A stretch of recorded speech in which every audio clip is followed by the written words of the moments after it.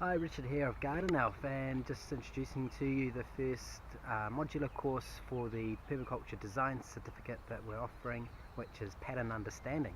So what is pattern understanding, and why is it important to permaculture and for the growth of crops and the setup of a food production system? So on a big scale, pattern understanding is all about understanding the climate, the weather, the topography, the soil, all these big scale patterns that influence the local climate and the microclimate in your setting and affect what can grow in that particular area. So we'll delve into all that. We'll go into what creates climate and what affects weather, and what affects a microclimate in a particular area. And then we go into a little bit more detail into the pattern of a particular design. So what is the pattern of, say, a grazing system or a crop system or a food forest? So how can you divide up a food forest into different layers, and how does the succession of growth of the plants change over time? How does a grazing system, what kind of patterns are in there? How do they affect the pasture and the regrowth of species? And how can you utilize those patterns in the design of a farm system? So if you want to set up an effective sustainable grazing system without causing erosion or needing a lot of input of fertilizers, what is the pattern of grazing that you're looking for, and how can you set that up in your system? Or if you want to design a food forest, what pattern are you trying to create there, and trying to understand the succession of the plants and over time how those communities will change, and integrating that into your design once you've got that understanding of how patterns work. So we'll look at it in different contexts. We'll look at some of the different ways you can characterize natural patterns. There's some pretty common patterns out there, like the branchings of trees and rivers and the circular shapes of shells, and just getting an understanding about what kind of patterns there are out in nature. But more importantly, I think, in a design of a food production system, how can we emulate those patterns, and by doing that, how can we bring those systems into more sustainability?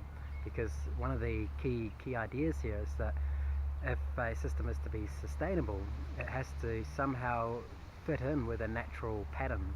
Otherwise it's always going to be changing into a type of system that you don't want. So how can you create a system that you do want that matches those natural patterns, and by doing that will be more stable?